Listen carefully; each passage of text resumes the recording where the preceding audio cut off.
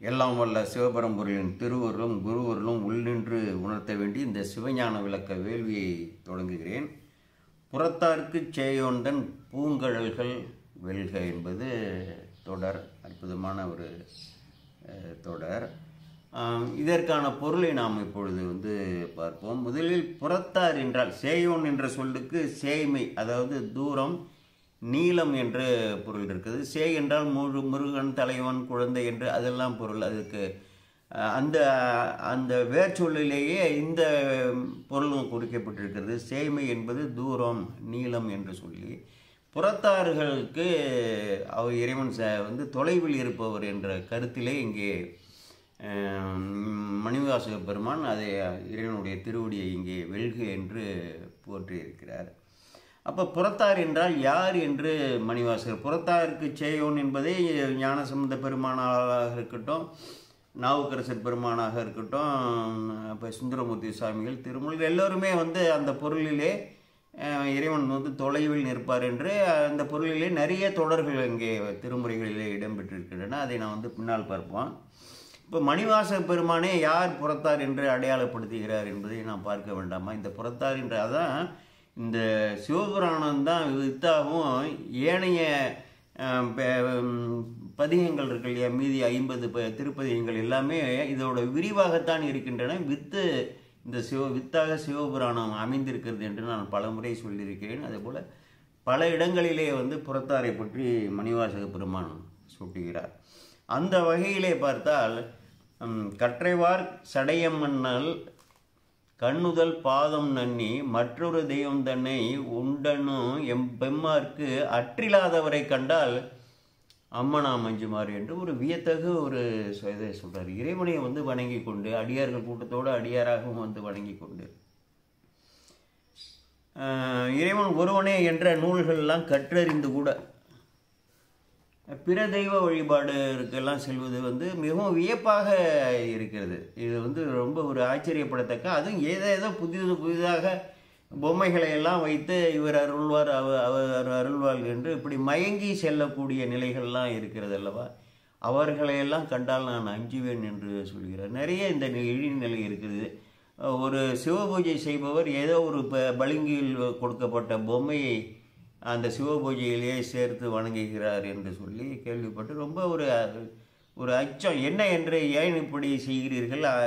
ஏதோ ஒரு பொம்மையையும் சேர்த்து இறைவனோடு சேர்த்து வைத்திருக்கிறீர்கள் என்றால், இல்லைப்பா, என்னுடைய பிள்ளையை ஆசையாக வாங்கி கொடுத்திருக்கிறான், அதனால் சேர்த்து வழிபாட்டில் வைத்திருக்கிறேன். இப்படி ஒரு பெரிய ஒரு மருத்துவராக இருக்கக்கூடிய, உயர்நிலையிலே ஒரு மருத்துவக் கல்லூரியில் இருக்கக்கூடியவர், அவருடைய தந்தை சிவ வழிபாட்டில் சிறந்தவர், வழி வழியாக சிவ வழிபாட்டில் வரக்கூடிய ஒரு குலம். அவர்கள் இல்லத்திலே நான் உள்ளே அழைத்து பேசி கொண்டிருக்கும்போது இந்த நிலைக்கு மேலே பார்த்தால் ஏதோ ஒரு வடநாட்டு ஒருத்தருடைய படத்தை வைத்திருக்கார். என்ன சாமி, நீங்கள் சிவ பூஜை செய்யக்கூடியவர்கள், சிவபெருமான் கொடுக்காததையா வேறு ஒரு மனித உயிர் வர்க்க கடவுள் கொடுக்க முடியும்? உயிர் வர்க்க தெய்வங்களாக இருக்கக்கூடியவர்களாலேயே வினையை ஊட்டக்கூடிய கிரகங்களாக இருக்கட்டும், கோள்களாக இருக்கட்டும், படைத்தல் காத்தல்லாம் செய்யக்கூடிய, அழித்தெல்லாம் செய்யக்கூடிய இறைவர்களாக இருக்கட்டும், இறைவன் அன்றி அணுவையும் அவர்களால் அசைக்க இயலாதே, எல்லாவற்றையும் இயக்குபவன் இறைவன் என்னும் பொழுது நீங்கள் சிவ வழிபாட்டிலே தலை நின்று தத்துவங்களும் படித்து திருமுறைகளையும் படித்து இப்படி ஒரு இழிநிலை இருக்கிறது.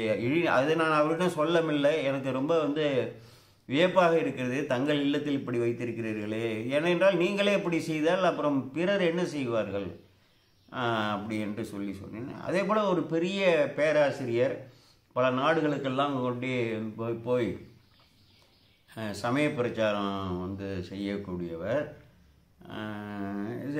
சைவத்தை முழுவதுமாக உணர்ந்தவர், தத்துவத்தை உணர்ந்தவர், தத்துவ நூல்கள் எல்லாம் விளக்க நூல்களை எல்லாம் யாத்தவர், இன்றும் தத்துவம் பேசி கொண்டிருப்பவர். அவர் இல்லத்திற்கு போய் பார்க்கும்பொழுது அந்த ஒரு வடநாட்டு ஒரு சாமியாருடைய படத்தை அங்கே போட்டு அவர்கள் ஒட்டி வைத்திருக்கிறார். அப்போ என்ன நிலையாகும்? இந்த சிவ வழிபாட்டிலே ஏக தெய்வமே சிவமே என்று செல்லக்கூடியவர்கள், அவர்களுடைய மனநிலை என்ன ஆகும்? ஓஹோ, சிவனை தவிர வேறு ஒருவர் நிறைய உடனடியாக அருளக்கூடியவர் இருக்கிறாரா என்று சொல்லி இப்படிப்பட்ட மயக்கம்லாம் இருக்கு இல்லையா, அப்படிப்பட்டவர்களை கண்டு நான் நெஞ்சுமாறு எல்லாவற்றையும் கற்று, அதான் சொல்கிறார், கற்றைவார் சடையமண்ணால் கண்ணுதல் பாதம் நன்னி, எல்லாத்தையும் கற்றுக்கிட்ட, திருமுறைகளை கற்றுக்கிட்ட, சாஸ்திரங்களை கற்றுக்கிட்ட, பிறருக்கு போதிக்கிற, ஓதி உணர்ந்து பிறர்க்கு உரைத்து தாமடங்கா பேதையில் பேதையார் இல்லை என்று சொல்லி வள்ளுவர் பெருமான் சொல்லியிருக்கார். ஓதி உணர்ந்து, கற்றல் கேட்டல், அப்புறம் சிந்தித்தல், தெளிதல், உணர்தல். அப்போ உணர்ந்து, ஓதி உணர்ந்து பிறர்க்கு உரைத்து, அந்த என்ன நீ உணர்ந்தாயோ அதையெல்லாம் அந்த விளக்கமாக பிறர்க்கு உரைத்து தாமடங்கா பேதையில் பேதையார்கள்னா அந்த உரைக்கிற வழியில், கற்ற வழியில், உணர்ந்த வழியில் நீ வாழ்க்கையை மாற்றி அமைத்து கொள்ளவில்லை என்றால் அதை விட பேதையில் பேதையார் இல்லை என்று சொல்லி அப்பயே இழுத்தி உரைத்திருக்கார். 2000 ஆண்டுகளுக்கு முன்பே இப்படித்தான் மக்கள் எல்லாம் வாழ்வார்கள் என்று சுட்டி உரைத்திருக்கார். அப்படித்தான் வாழ்கிறார்கள், அதைத்தான் சொல்கிறார். கற்றைவார் சடையம் மண்ணால் கண்ணுதல், நெற்றி கடவுளுடைய பாதத்தை நன்னி அணைந்து, மற்றொரு தெய்வம் தன்னை உண்டனும் என் பெம்மாருக்கு அற்றில்லாதவர்னா உணராதவர்கள்னா இறைவனால் உணர்த்தப்படாதவர்கள் என்றே சொல்லலாம். அவ்வளோ தூரம் வந்தவனுக்கு சாமி உணர்த்தலைன்னா அப்போ எல்லாத்தையும் கற்க நூலையெல்லாம் அவர் அணைய செய்து, கற்க செய்து, உணரச் செய்து, தன்னை உணர ஏக இறை என்று உணர செய்யாமல் இப்படி அலைகழிக்கிறாருன்னா அது பெருமானுடைய அப்போ பக்குவம் இல்லாதவர்கள் என்று தான் புரிந்து கொள்ள வேண்டும். அதான் அவர்களை கண்டால் நான் அஞ்சுமாறே என்று சொல்கிறார்.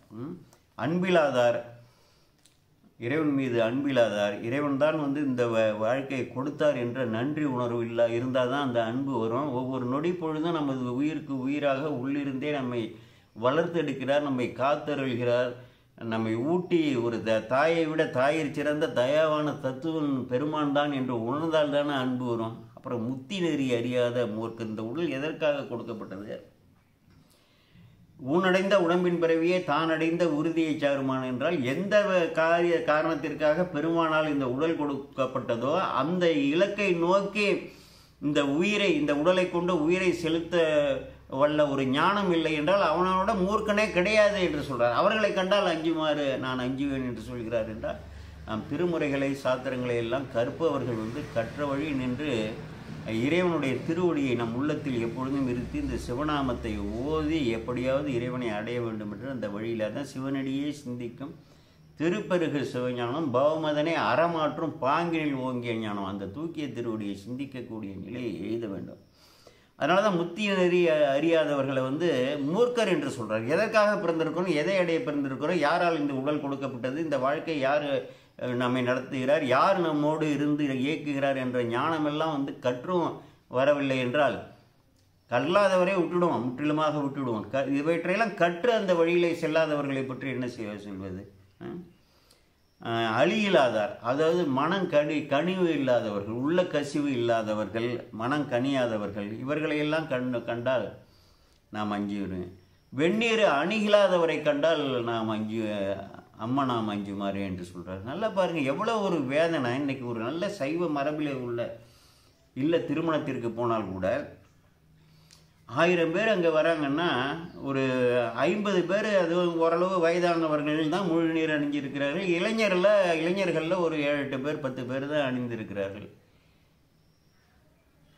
பெண்கள் அதை போல் ஒரு 10 பேர் முழு நீர் அணிந்திருக்கிறார்கள். மீது பெண்கள் ஒரு 20 பேர் கீற்றாக அணிந்திருக்கிறார்கள். மற்றவர்களை இவர்கள் எந்த சமயத்தை சார்ந்தவர்கள் என்றே கண்டுபிடிக்க இயலாதவாறு அப்படி வாழ்கிறார்கள். திருநீர் ஒரு காப்பு என்ற உணர்வுடல், இதை விட என்ன செய்ய முடியும்? ஞானசம்பந்த பெருமான் எவ்வளோ ஒரு பெரிய கருணையோடு இந்த திருநீற்றை அணிந்தால் நன்மை வரும் என்று சொல்லி எழுத்தாலேயோ உரையாலேயோ சொன்னால் இவன் நம்ப மாட்டான், அந்த உயிர்களெல்லாம் பற்றாது என்று சொல்லி இறைவன் திருவுளம் பற்ற இங்கே வேதாரண்யத்திலே ஆரம்பித்து திரைவேதனை காட்டிலே கொத்தலர் குழலியோடு விசையற்கு நல்கு குணமாய வேட விகிருதன் மத்தமும் மதியும் நாகம் முடிமையில் அணிந்து என் உளமே புகுந்த அதனால் புத்தரோடு அமனைவாதில் அழிவிக்கும் அண்ணல் திருநீரு செம்மை திடமே அத்தகு நல்ல நல்ல அவை நல்ல நல்ல அடியார் அவருக்கு மிகவென்னு அது இந்த வேறு தோழி பங்கன் அந்த பாடலில் கட்டமைப்புக்கு மாறாக 10வது பாடலில் வேதாரண்யம் என்ற திருமுறை காட்டில் இறைவன் திருமுன்பு ராஜகோபுரத்துக்கு முன்னாடி திருநாவுக்கு அரசர் பெருமானுக்கும் ஏனையோ அடியார் பெருமக்களுக்கும் மக்களுக்கும் எதிராக உரைத்த வாக்கு பின்னால் வரலாற்று நிகழ்வாக நிகழ்த்தி காமிச்சார் இல்லையா? ஆற்றல் அடல் விடையேறும் ஆளவாயான் திருநீற்றை போற்றி மேலே போற்றி புகழி நிலாவும் பூசுரன் ஞானசம்பந்தன் புகழியில் வாழக்கூடிய அந்தணர்களுக்கெல்லாம் தலைவனான ஞானசம்பந்தன் தேற்றி தேற்றி என்றால் தெளிவித்து இந்த தென்னனாகிய பாண்டியனை மட்டுமல்ல இந்த உலகோரை இந்த உலகம் உள்ளளவும் வந்து பிறக்கக்கூடியவர்கள் எல்லாம் தெளிவித்து தென்னன் உடலுற்ற தீப்பினியாயின தீர இது அந்த மந்திரத்தை திருநீற்றோட ஆற்றலை நான் மேலே சொன்னேன் இல்லையா? அவளை நீக்கும் நன்மையை விளைவிக்கும்லாம் பட்டியலிட்டார் இல்லையா அந்த திருநீற்று பதியத்தில்? அவனுடைய உடலுற்ற தீப்பினியாயின தீர இப்போ நான் அதை செஞ்சிருக்கிறேன். சாற்றிய பாடல்கள் 10 வல்லவர் நல்லவர் தாமே என்று சொல்லி அங்கே பட்டியலிட்டு கொடுத்துருக்கிறார். உனக்கு என்னென்ன நன்மைகள் விளையும் என்னென்ன தீங்குகள் நீங்கும் என்று திருநீற்று பதியத்தில். இதையெல்லாம் கற்றுவிட்டு மனப்பாடம் செய்து பாராயணம் பண்ணுற நீ வந்து முழு நீர் அணிய மாட்டேங்கிற. அப்புறம் எப்படி வந்து செய்வர் என்று சொல்லக்கூடிய இது ஒரு காப்பு இல்லையா? ருத்ராட்சம் திருநாமம் இதெல்லாம் காப்பு இல்லையா? சிவகாப்பு இல்லையா? இந்த உணர்வு இருக்கிறவன் வந்து அணிந்து கொள்வான். இதில் என்ன நீ வந்து சைவத்தில் இருக்க வேண்டிய சில பேரை வந்து கேட்டால் என்னங்க வந்து திருநீரே இல்லை நெத்தியில் ஒன்றுமே இல்லைன்னா இல்லைங்க காலையில் பூசணுங்க. அப்புறம் வந்து நீ திருநீற்று பையை வச்சுக்கணும். பூதி பையர்னு சாமியே சொல்லியிருக்காரு. பொக்கணம் வைத்திருக்கிறார் பூதி பையர் என்று சொல்லி திருமுறை தொடர்கள் இருக்கின்றன. இறைவனே வந்து திருநீற்று பையை வைத்து எதற்கு காமிக்கிறாரு? வியர்வையில் அழிந்து விடும் முகம் கழுவினோம்னா ஒவ்வொரு வேலைக்கும் அழிந்து விடும் என்று தெரியாதா? இந்த காரணத்தை அவன் சொல்லுவான்னு சொல்லி தானே வந்து விபூதி பையை பெருமானே வைத்திருக்கிறாரு என்றால் இதெல்லாம் புரிந்து கொள்ள வேண்டாம். அதான் வெந்நீர் அதோட பயனை வந்து தெரியாமல் இப்படி வாழ்கிறார்களே அது அதாவது வழிபாட்டுக்கே வராத மக்களை வந்து விட்டுடுங்க. வழிபாட்டு வந்தவர்கள் திருமுறைகள் படிப்பவர்கள் சாஸ்திரங்கள் கற்பவர்கள் இவர்கள்ட்ட உள்ள குறைபாடுகளை தான் நான் வந்து சுட்டி காமிச்சு நெறிப்படுத்துவதற்காக தான் சொல்கிறேன். இது வந்து குறையாக சொல்வது என்றால் நெறிப்படுத்தக்கூடிய கடமை நமக்கு இருக்கிறது. இதெல்லாம் வந்து எடுத்து அதான் சொல்கிறாரு. வெந்நீர் அணிகளாதவர்கள் கண்டால் பூசுவதற்கு அஞ்சக்கூடியவர்கள் பூசுவதற்கு கூசக்கூடியவர்கள் இவர்களை கண்டால் நாம் அஞ்சுமாறு என்று. அப்புறம் எனக்கு வந்து நான் இப்படி கோயிலுக்கு போகிறேன் சாமியை கும்பிட்றேன் எனக்கு ஒன்றும் வரலன்னா நீ இதையே பண்ண மாட்டேங்கிறியே விபூதியே அணிந்து கொள்ள மாட்டேங்கிறியே. நீ அணிந்தால் தானே உன் மனைவி அணிவா உன்னோட பிள்ளைகள் வந்து வாரிசுகள்லாம் வந்து அணிவார்கள். நாமே வந்து நல்ல நெறியில் முன்னேறுக்கு தக்கவாறு தானே பின்னேறு வரும் என்று சொல்வார்கள் இல்லையா? அதை போல் திருப்பாதம் ஏற்றி பெருமானுடைய திருவடியை போற்றி தன்னை வந்து இறைவனுக்கு அடிப்படுத்தாதவர்கள். நான் இறைவா உனக்கு அடிமை நீ தான் என்னுடைய வாழ்வாக இருக்கிறாய் உன்னை தவிர எனக்கு வந்து இலக்கே இல்லை அடைவதை தவிர என்று சொல்லி இறைவனுக்கு தன்னையே வந்து அடிமைப்படுத்தக்கூடிய ஒரு குணத்தை அந்த பண்பு நலனை அந்த எண்ணத்தை அப்படியே கொஞ்சம் கொஞ்சமாக வந்து வளர்த்து உறுதிப்படுத்தக்கூடியவர்கள். அதுபோல் இறைவனுடைய திருவடியை வந்து போற்றாதார்னா இறைவனை போற்றாதார் என்று பொருள். இறைவனை பற்றி புரிந்து கொண்டால் தான் போற்ற வேண்டும். நிறைய சைவர்களுக்கு இந்த புராணங்களே தெரியாது.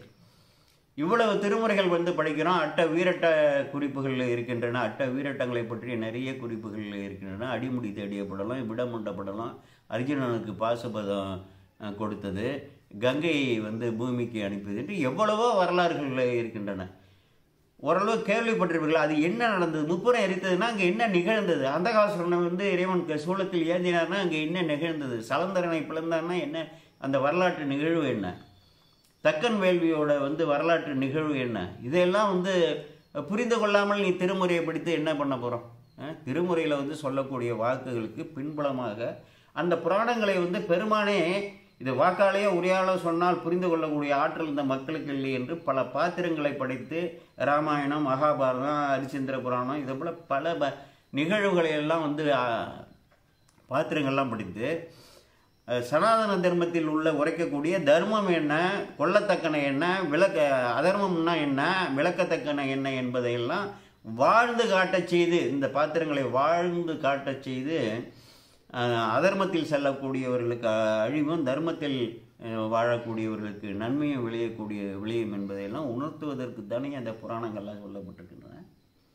இந்த புராணங்களை எல்லாம் படி என்று சொல்கிறார் அங்கே வந்து ஞானசம்பந்த பெருமான். வேதமுதலுன் முதலாக விளங்கி வையம் ஏதப்படாமை உலகத்தவர் ஏத்தல் செய்ய பூதமுதலுன் முதலாக பொழிந்த சூதன் ஒளிமாலை என்றே கலிக்கோவை சொல்லி சிவபெருமானை முதல்வனாக வைத்து தலைவனாக வைத்து சூதமுனிவரால் கலிவிருத்த பாக்களால் பாடப்பட்ட இந்த புராணங்களை எல்லாம் நீ படி என்று சொல்லி ஞானபோனகர் சொல்கிறார் என்று சேக்கிழார் வந்து அங்கே சொல்கிறார். அதை புரிந்து கொள்ள வேண்டும். அப்போ வந்து பார்த்திங்கன்னா அடிமை உணர்வோட கண்ணீர் மல்க வந்து வாழ்த்தணும். அதாவது காதலாகி கசிந்து கண்ணீர் மல்கி துஞ்சலும் துஞ்சல் இல்லாத போதிலும் நெஞ்சகம் நைந்து நினைமின் நாடுறோம்னு சொல்கிறாங்க இல்லையா.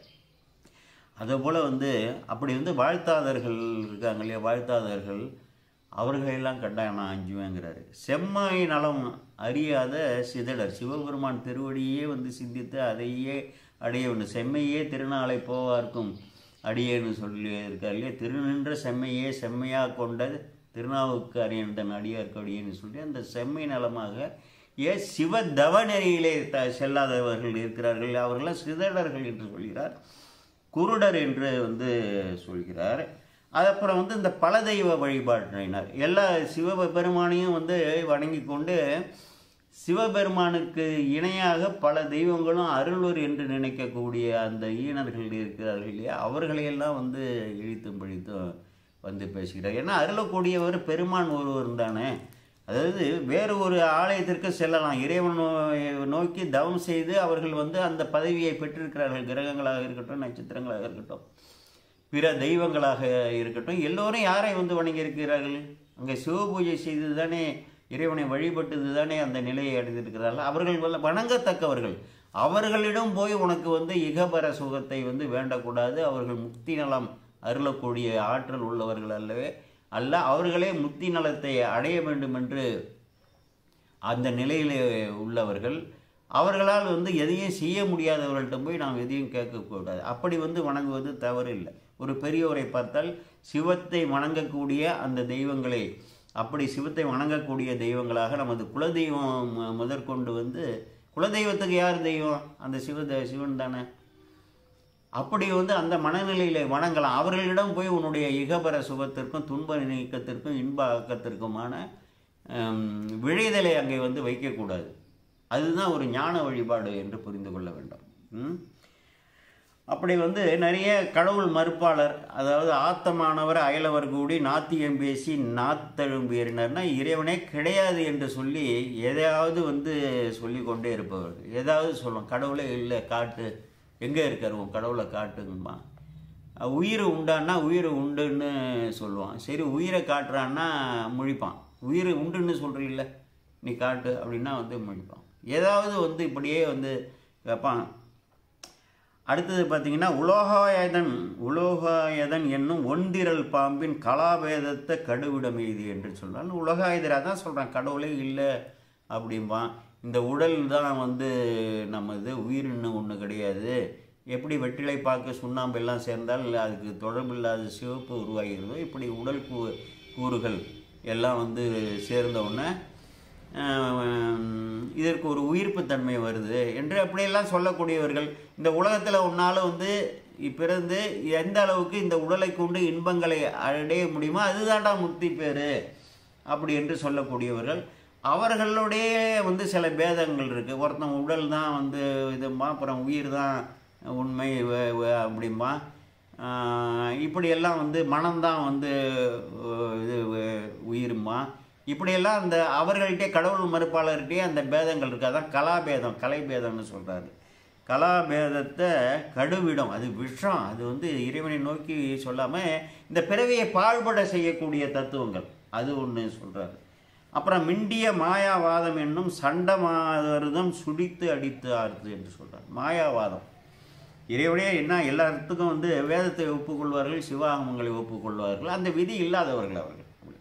அதுலேயே வந்து பல வேறுபாடுகள். இந்த அத்வைதம் என்ற சொல்லு இருக்கு இல்லையா, இதற்கு பிறந்த உரை காண்பவர்கள்.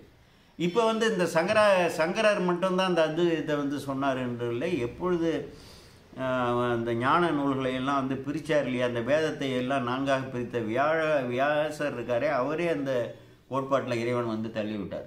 அத்வைதம் என்பது நானே பரபிரம்மம் என்று சொல்லக்கூடியவர்கள் அவர்கள். இறைவன் என்பது மட்டுமே உண்மை, இந்த உலகம் வந்து பொய்,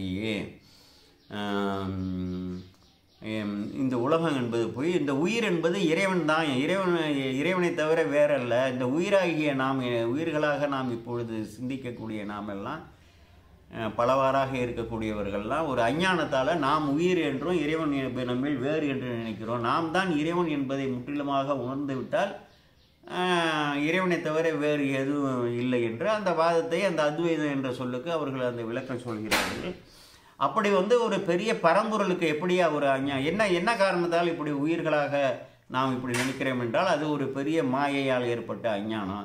அப்போ இறைவன் மட்டும்தான் உள்பொருள், மீதி எல்லாம் இல்லை என்று சொல்லி மாயை என்று சொல்கிறாயே, அப்பொழுது மாயை என்ற ஒரு உள்பொருள் இருக்கிறதா, அஞ்ஞானம் என்ற ஒரு உள்பொருள் இருக்கிறதா?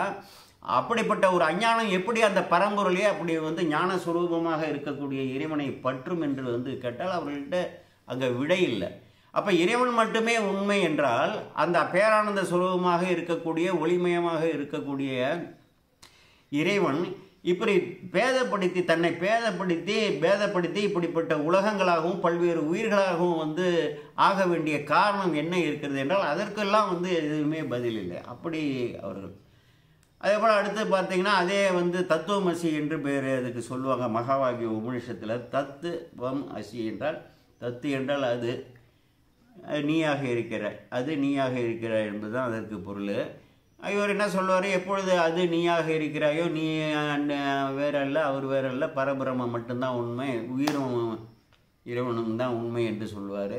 மத்வர் அவங்க இதுலேயே என்ன சொல்லுவார், அது நீயாக இருக்கிறாய் என்றால் எப்பொழுது அது என்று வந்து சொல்கிறாயோ அது பரபிரமத்தை குறிக்கும். அது நீ வந்து சொல்கிறவன் வந்து உயிர், அது பரபிரமம், நீ வேறு அது வேறு என்று சொல்லி உலகம் வேறு என்று சொல்லி அவர் சொல்லுவார்.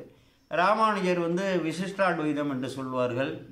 குவாலிஃபைடு மானிசம்னா அவர் டியூவலிசம்னு சொல்வார்கள். மத்வர் சொல்கிறத இரண்டு தன்மைகள் உண்மைன்னு. இது குவாலிஃபைடு மானிசம் என்று சொல்லி இந்த உலகம் உயிர்கள் எல்லாமே பெருமாள்கிட்ட இருந்து தான் வருது, இந்த அழிவின் போது எல்லாமே பெருமாளை அடையுது, இடையில் யார் இறைவனை வைகுண்டத்தை அடைகிறார்களோ அவர்கள் அடைந்து விடுகிறார்கள், வைகுண்டத்திற்கு போய் அங்கே ஒளி உடல் பற்றி எப்பொழுதும் பெருமாளை தரிசித்திருப்பதே முத்தி இன்பம் என்று சொல்லி அப்படி சொல்வார்கள்.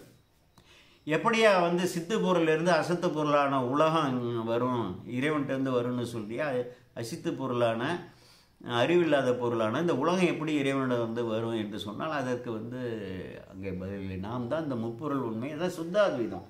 இந்த சிவாகமங்களை பெருமானே அருளியிருக்கிறார். வேதத்தை பொதுவாக அருளி அந்தந்த பக்குவ உயிர்களுக்கு தக்கவாறு அவர்கள் அந்த வாதங்களை எல்லாம் செய்து கொண்டிருக்கிறார். எல்லா ஆச்சாரியர்களுக்கும் எல்லாம் தெரியும். அந்த ஆச்சாரியாரை பூமியில படுத்தி நீ என்ன உபதேசிக்க வேண்டுமோ, ஏன்னா பல்லுயிர்கள் பக்குவப்படாத உயிர்களோட படிநிலைக்கு தக்கவாறு என்ன உபதேசிக்க வேண்டுமோ அதைத்தான் உபதேசிக்க வேண்டும். அவர்கள் அப்படி உபதேசிக்கிறார்கள். அவர்களுக்கு சிவாகமத்தை வந்து இறைவன் வந்து சேர்க்கவில்லை. மண்ணு மாமலை மகேந்திர மதனில் சொன்ன ஆகமம் தோற்றுவித்தார்கள். அந்த சிவாகமத்தில் சொல்லப்பட்ட அந்த தத்துவங்களை இறைவனால் வெளிப்படுத்தப்பட்ட அந்த தத்துவங்களை இருக்கட்டும், கிரியாபாதம், சரியாபாதம், கிரியாபாதம், யோகபாதம், ஞானபாதம், அவற்றை தான் நம்ம வந்து அதான் சுத்த அத்வைதம் என்று சொல்லி இறைவனோடு எந்த காலத்திலையும் உயிர் போய் ஒன்றாக முடியாது. இறைவன் வேறு உயிர் வேறு. உயிர் போய் இறைவனோடு ஐக்கியப்பட்டு அந்த பேரின்பத்தை துய்த்து கொண்டிருப்பது தான் உயிரோட இறுதி நிலை என்று சொல்லி ஒரு அற்புதமான தத்துவம். அந்த தத்துவத்தை விளக்கும்போது அங்கே நான் வந்து சொல்லுவோம். அதை போல் பார்த்தீங்கன்னா மிண்டிய மாயாவாதம் என்னும் சண்டை மாறுதம். அதை போல் இதிலெல்லாம் மயங்குவான். அவர் சொல்கிற அந்த அத்வைத விளக்கத்தை வந்து மயங்குவான், அப்புறம் இவர் சொல்கிறத வந்து மயங்குவான், அப்புறம் இவர் சொல்கிற இதை வந்து மயங்குவான். இப்படி மயங்கி பல பிறவிகளை வந்து கடந்து அந்த சுடித்து அடித்து சண்டை மாறுதம் பெரும் புயல் இவனை சுழித்து அடித்து அப்படிலாம் அலைக்கெழுத்து கொண்டு வரும் அப்படின்னு சொல்லி சொல்கிறாங்க. அதே போல் பார்த்தீங்கன்னா நம்ம நிறைய தொடர்கள் வந்து ஆச்சாரியார்கள் வந்து இப்போ இதே மணிவாசக பெருமான் சொன்னது மேலே போல் இந்த புறத்தாருக்கு சேயவனாக இருக்கக்கூடிய பெருமான் இறைவன் வந்து எந்த அருளும் செய்ய மாட்டார் என்று நிறைய தொடர்கள் திருமுறைகள் இருக்குது. நான் சிலவற்றை மட்டும் சொல்கிறேன். ஞானசம்பந்தர் ஆணும் பெண்ணுமாய் அடியாருக்கு அருள் நல்கி சேன் நின்றவருக்கு இன்னும் சிந்தை செய்ய வல்லான் என்று முதல் திருமுறை 84வது பதிகம் 5வது பாடல். ஆணும் பெண்ணுமாய் அடியாருக்கு அருள் நல்கி சேன் நின்றவருக்கு, சேய்மையில் நின்றவருக்கு, இறைவனை அணுகாதவருக்கு அவர்களுக்கு அருள் புரிவது பற்றி இன்னும் சிந்தை செய்ய வரலான்னா அவர்களுக்கு என்ன விதிக்கப்பட்டிருக்கிறதோ அதுபடியே நடக்கட்டும் என்று இறைவன் வந்து விட்டுவிடுவார். அதுபோல் அன்பு செய்து ஏத்தகிழார்வாள் பொருந்தானை என்று சொல்லிடுறாரு. அதுபோல் புறச்சமயத்தார்கள் இருக்காங்களே, எண்ணிறந்த அமணர்களும் சாக்கியரும் எண்ணிறந்த அமணர்களும் இழிதொழில் சேர் சாக்கியரும் என்றும் தன்னை நன்னறிய வகைமயக்கி தன் அடியார்க்கு அருள் புரியும் நாதன் கோயில் என்று சொல்லி வீழிமேலியிலே அங்கே பாடியிருப்பார் ஞானசம்பந்த பெருமான். அதே போல் பார்த்திங்கன்னா கரைவிடை மனத்தாரை காண்கலாம். உள்ளத்தில் கள்ளம் இருக்கான் பாருங்க, அவனை வந்து இறைவன் திரும்பி கூட பார்க்க மாட்டார். செய்யணும் உருகு சிந்தை இல்லாருக்கு அயலாம். நீ வழிபடுற எப்பயாவது மன உருக்கம் வருதா? அப்போ இன்னும் நம்ம கீழ்நிலையில் இருக்கோம். மன உருக்கம் வரணும்னா இறைவனை பற்றி முழுமையாக புரிந்து கொள்ள வேண்டும், புராணங்களை புரிந்து கொள்ள வேண்டும், திருமுறைகளை கற்க வேண்டும், சிந்திக்க வேண்டும், ஆழ்ந்து தத்துவங்களை எல்லாம் சிந்திக்க வேண்டும். இறைவன் ஒருவரே பற்றுக்கோடு, நமக்கு சிவன் ஒருவரே பற்றுக்கோடு என்று இறைவன் தான் நம்ம இந்த நிலைக்கு ஆளாக்கி இந்த உடலை கொடுத்திருக்கிறார். கொடுத்த கொடை அது உள்ளே நாம் வாழ்ந்து கொண்டு இருக்கிறோம் என்று சொல்லி கூறுனா, இப்படி வந்து தாயை விட அன்பு செலுத்தக்கூடியவர், தாயையும் நமக்கு கொடுத்தவர் அவர் தான். அதான் தாயிற் சிறந்த தயாவான தத்துவனே என்று சொல்கிறாரு. அப்போ வந்தது தானே உனக்கு உள்ளம் உருகும். எப்படி உள்ளம் உருகும், எப்படி சிந்தை நையும்? அப்படி வந்து ஒரு தொடர் சொல்லியிருக்காரு. அடுத்தது கல்லா நெஞ்சில் நில்லா ஈசன் சொல்லாதவரோடு அல்லாம். நம்ம அவர்களோடு சேரக்கூடாது. அதுபோல் கல்லாதவங்கள்ட்ட நெஞ்சில் கூட நிற்க மாட்டார்னு சொல்லி, வணங்காதார் நமக்கு என்றும் பிணக்கம் செய் பெருமானார் என்று பிணக்கமும் செய்வாராம். அவர்களுக்கு கேடு விளைவிப்பார். அங்கே விதிப்படி விதியை எழுதி வைத்திருக்கார் இல்லையா? எல்லாம் ஞானசம்பந்த பெருமான். என்றும் அறியான் அயலா இருக்குது ஞானசம்பந்த பெருமான். பரிவிழார்பால் கரைவினர். யார் பரிவோடு வணங்காதவன்ட்ட இறைவன் வந்து தன்னை மறைப்பார். பணிவிழாதார்க்கு என்றும் அரியராய். எல்லாம் ஞானசம்பந்த பெருமான். கரப்பார் பக்தி கரப்பாய் பக்தி செய்யாதவர் பக்கல். யாரும் பக்தி செய்து வழிபடிலையோ உன்னை வந்து மறைச்சிடுவேன் அப்படின்லாம் வந்து சொல்லியிருக்காரு. அப்புறம் நாவுக்கரசர் பெருமான் கரவாடும் வண்ணஞ்சருக்கு அறியானே. உள்ளத்திலே கள்ளம் உள்ள வண்ணஞ்சர்களுக்கெல்லாம் வந்து அறிவதற்கு அறியானே, அடைவதற்கு அறியானே. வஞ்சனையார் பாடும் சாராத மைந்தனே. அதுபோல் தீயோர்கள் அந்த பக்குவம் இல்லாதவங்கள்ட்ட கிட்டே போக மாட்டார். கரப்பவர் தங்களுக்கெல்லாம் கடு நரகங்கள் வைத்தாராம். அதே போல் தன்னை வந்து அதை கள்ளர்களுக்கு, தன்னை நினைக்காதவர்களுக்கெல்லாம் நரகங்களை எல்லாம் வச்சிருக்கிறாரு அப்படின்னு சொல்கிறாரு. வஞ்சகருக்கு அரியர் போல. இதெல்லாம் நாவுக்கரசர் பெருமானுடைய வாக்கு. வஞ்ச நெஞ்சத்தருக்கு வழிகூடார். எல்லாம் நாவுக்கரசர். கொடுவினையார் என்றும் குறுகாவடி பேணாதார் அவர் தம்மை பேணாதானே. நல்வினையும் தீவினையும் ஆனான் தன்னை இனிய நினையாதார்க்கு இன்னாதானே. அணுகாதார் அவர் தம்மை அணுகாதானே. ஏத்தாதார்க்கு என்றும் இடரே துன்பம் ஈவானாம். கூறாத வஞ்ச குளையர்க்கு என்றும் கரவனாம்.